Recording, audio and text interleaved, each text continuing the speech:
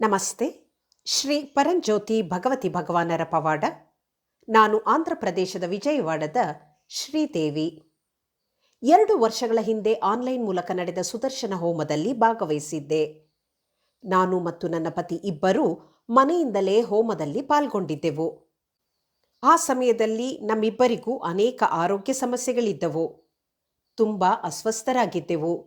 ಶರೀರದಲ್ಲಿ ಸಂಪೂರ್ಣ ಶಕ್ತಿಯ ಕೊರತೆ ಇತ್ತು. ಯಾವ ಕೆಲಸವನ್ನು ಮಾಡಿದರೂ ಅದು ಸರಿಯಾಗಿ ಆಗುತ್ತಿರಲಿಲ್ಲ.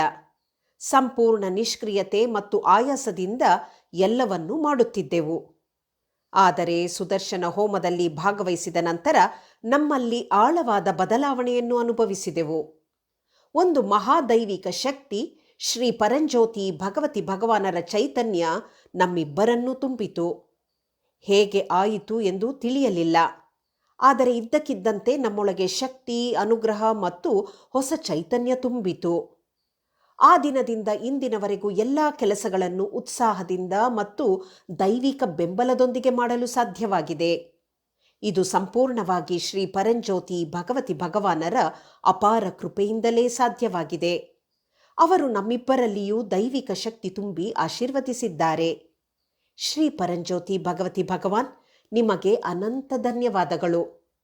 ನನ್ನ ಪರಂಜ್ಯೋತಿ ಅಮ್ಮ ಭಗವಾನ್, ನಾನು ನಿಮ್ಮನ್ನು ಅಪಾರವಾಗಿ ಪ್ರೀತಿಸುತ್ತೇನೆ. ಶ್ರೀ ಅನುಗ್ರಹ ಪ್ರದಾತ ಶ್ರೀ ಪರಂಜ್ಯೋತಿ ಭಗವತಿ ಭಗವಾನರಿಗೆ ಜಯವೆನ್ನಿ. ಶ್ರೀ ಸುದರ್ಶನ ಶ್ರೀ ಪರಂಜ್ಯೋತಿ ಭಗವತಿ ಭಗವಾನರಿಗೆ ಜಯವೆನ್ನಿ.